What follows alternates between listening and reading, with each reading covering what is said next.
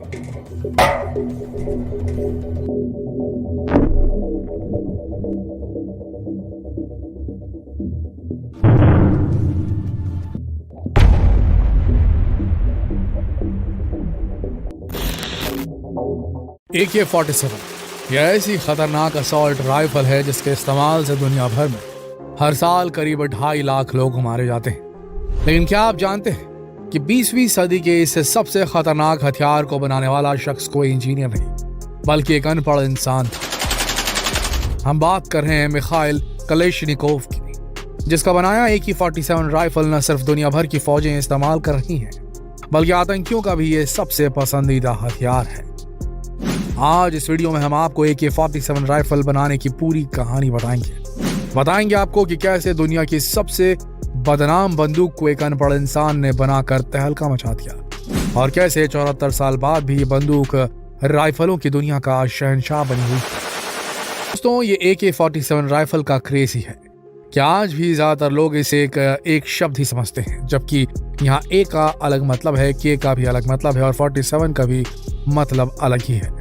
A stands for Actomat यानी कि automatic machine. K stands for Kalashnikov, क्योंकि इस हथियार को बनाने वाले शख्स का नाम था मिखाइल कलेशनिकोव, और 47 इसलिए क्योंकि इस राइफल को साल 1947 में बनाया गया था। 1 मिनट में 600 राउंड फायर कर सकने वाले इस राइफल का लोहा पूरी दुनिया ने माना। 1947 में बना यह हथियार कैसे आज के मॉडर्न वेपन से भी ज्यादा खतरनाक है, ये हम आपको आगे बताएंगे। लेकिन सबसे पहले बात अपने मेन टॉपिक की कर लेते हैं कि आखिर कैसे एक अनपढ़ इंसान ने इतनी शानदार और खतरनाक बंदूक बनाने में कामयाबी पाली। तो दोस्तों, इसकी शुरुआत होती है 10 नवंबर 1919 को, जब सोवियत संघ के कोरिया में मिखाइल कलेशनिकोव का जन्म होता है। कलेशनिकोव अपने 19 भाई बहनों में 17वें नंबर पर थे। शुरुआती दिनों में उनके परिवार को मुफलिसी से भी गुजरना पड़ा था। यही नहीं, जब वो छोटे थे तो उन्हें कई तरह की बीमारियों ने घेर लिया था। महज 6 साल की उम्र में एक बार वे इतने ज्यादा बीमार हो गए कि उनके बचने की उम्मीद ही नहीं थी। डॉक्टरों ने भी जवाब दे दिया था, लेकिन होनी के आगे किसी की नहीं चलती। कलेशनिकोव की जान किसी तरह बच गई। कलेशनिकोव को बचपन से ही मशीनों से खासा लगाव था। किसी मशीन को देखते ही वो उसकी तरफ आकर्षित हो जाते थे। मशीन को खोलकर देखने लगते थे कि उसमें क्या क्या पुर्जे लगे हुए हैं। इसी वजह से साल 1938 में उन्हें सोवियत रूस की रेड आर्मी में जगह मिल गई, यानी सिर्फ 19 साल की बाली उम्र में वो सोवियत सेना में शामिल कर लिए गए। अब हैरानी वाली बात सुन लीजिए, दरअसल कलेशनिकोव की लंबाई सेना में शामिल होने के लिए काफी नहीं थी, लेकिन मशीनों के प्रति उनकी गजब की दीवानगी ने उन्हें रेड आर्मी में जगह दिलवा दी। उन्हें सेना में दुश्मन की लोकेशन का पता लगाने वाले मशीन के कंट्रोल के लिए रख लिया गया। मशीनों के प्रति उनकी दिलचस्पी और नॉलेज के कारण उन्हें कई बार इनाम भी मिला और वो धीरे धीरे आर्म्ड डिविजन्स में टैंक मैकेनिक से होते हुए टैंक कमांडर की पोस्ट तक पहुंच गए। जब सेकेंड वर्ल्ड वॉर शुरू हुई तब जर्मनी और सोवियत संघ दोस्त थे, लेकिन जून 1941 में हिटलर ने सोवियत संघ पर हमला कर दिया और कलेशनिकोव को अपना टैंक लेकर लड़ाई के मैदान में उतरना पड़ा। इस लड़ाई में सोवियत संघ के 88 लाख से ज्यादा फौजी मारे गए। जंग के दौरान फिर एक ऐसा वक्त भी आया जब जर्मन सेना ने कलेशनिकोव के टैंक पर हमला कर दिया। टैंक में आग लग गई। उसमें मौजूद 6 में से 5 फौजी मारे गए, लेकिन कलेशनिकोव कुछ चोट खाकर भी बच गए। उन्हें बाकी घायल सैनिकों के साथ एक ट्रक में लाद कर रिलीफ कैंप ले जाया जा रहा था, लेकिन तभी रास्ते में उनका ट्रक एक बड़े गड्ढे में फंस गया। अब एक सीनियर अफसर ने कलेशनिकोव को अपने साथ लिया और पास के गांव से मदद लेने का फैसला किया। उस अफसर ने कलेशनिकोव को एक छोटी बंदूक पकड़ाई और खुद एक मशीन गन लेकर गांव की तरफ चल पड़े। उनका शक सही निकला, क्योंकि गांव में कुछ जर्मन सैनिक पहले ही मौजूद थे, जिन पर उस अफसर ने अपनी मशीन गन से गोलियां बरसा दी। 2 जर्मन सैनिक तो स्पॉट पर ही मारे गए, लेकिन तभी मशीन गन जैम हो गई और जर्मन फौजी ने उस अफसर को गोली मार दी। तभी कलेशनिकोव ने अपने पिस्टल से उस जर्मन सैनिक का काम तमाम कर दिया और अपने अफसर को और गोली लगने से बचा लिया। जब अपने अफसर के साथ रिलीफ कैंप की तरफ जा रहे थे तब उन्होंने उस मशीन गन को खोल दिया।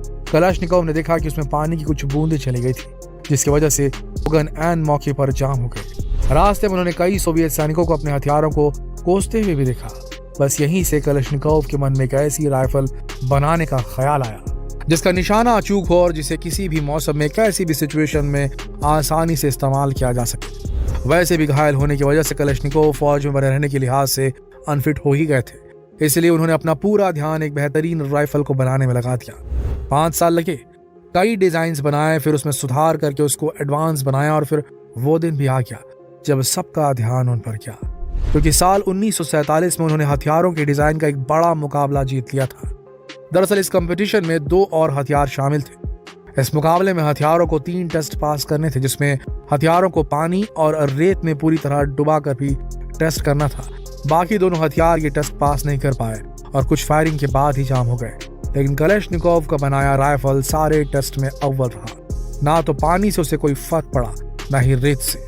उस राइफल से दनादन गोलियां निकलती रहीं और इस तरह कलेश्निकोव ने मुकाबला जीतकर अपने नाम का डंका बजवा दिया।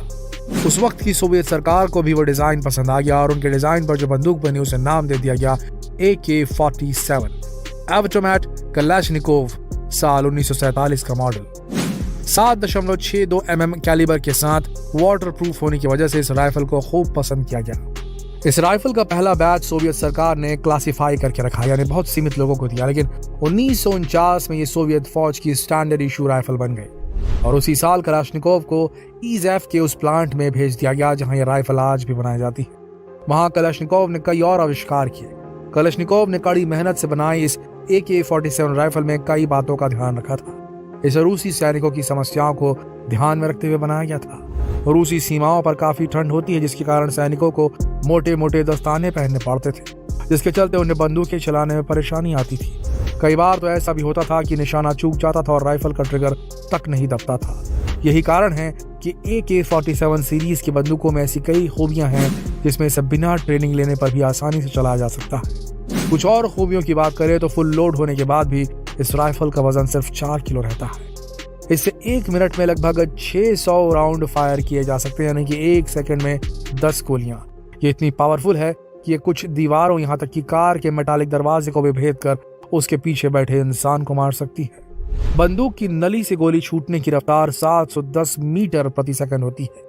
इस राइफल की साफ सफाई और इसका मेंटेनेंस भी एकदम आसान है। यही वजह है कि इतने साल बाद भी आतंकवादियों की पहली पसंद बनी हुई है। AK-47 राइफल अकेली ऐसी राइफल है जो किसी भी वातावरण में काम कर सकती है, चाहे पानी हो, मिट्टी हो, रेत हो। इसीलिए किसी और बंदूक के बजाय AK-47 को दुनिया में सबसे ज्यादा कॉपी किया जाता है। ये केवल 8 पुर्जों से मिलकर बनी होती है और इन्हें सिर्फ 1 मिनट में असेंबल किया जा सकता है। यह ऐसी राइफल है जिसे कोई लेमैन, जिसे कोई नॉलेज नहीं है बंदूकों का, वो भी चला सकता है। दुनिया की सबसे ज्यादा वैध रूप से बिकने वाली राइफल यही है, जो 400 मीटर की दूरी तक एकदम सटीक निशाना लगाती है। अगर शूटर अच्छा हुआ तो 800 मीटर तक की दूरी पर भी निशाना लगा सकती है। इसे बनाने पर मिखाइल कलेश्निकोव को पैसा तो नहीं मिला, लेकिन पॉपुलैरिटी दुनिया भर में खूब मिली और रूसी सेना में लेफ्टिनेंट जनरल की पोस्ट तक पहुंचे। दिसंबर 2013 में लंबी बीमारी के चलते कलेश्निकोव का निधन हो गया। उन्होंने अपनी मृत्यु से पहले एक लेख लिखा था, जिसे 2014 में एक अखबार ने छापा। इस लेख से पता चलता है कि वो मानसिक तौर पर फिट नहीं थे। उन्हें शारीरिक बीमारी तो थी ही, लेकिन कलेश्निकोव खुद को उन लोगों की मौत का जिम्मेदार मानने लगे थे जिनकी हत्या उनकी बनाई AK-47 राइफल से की गई थी। तो दोस्तों, AK-47 राइफल और उसे बनाने वाले मिखाइल कलेश्निकोव से जुड़ा हमारा वीडियो आपको कैसा लगा? क्या वाकई में हथियारों का इजाद होते रहना चाहिए, इसे रोक देना चाहिए? क्या हथियार ही वो चीज है जिसे मानव जाति एक दूसरे को मारकर खत्म कर रही है? क्या कहना है आपका? क्या हथियारों का आविष्कार होते रहना चाहिए या बंद किया जाना चाहिए? ये जवाब जरूर दीजिएगा कमेंट सेक्शन में। और ये सवाल दूसरों से पूछने के लिए इस वीडियो को शेयर करें फेसबुक पर, व्हाट्सएप पर, यूट्यूब पर। कल फिर मिलते हैं एक और विचारोत्तेजक वीडियो के साथ। तब तक के लिए आप सबका इस वीडियो के अंत तक बने रहने के लिए दिल से धन्यवाद।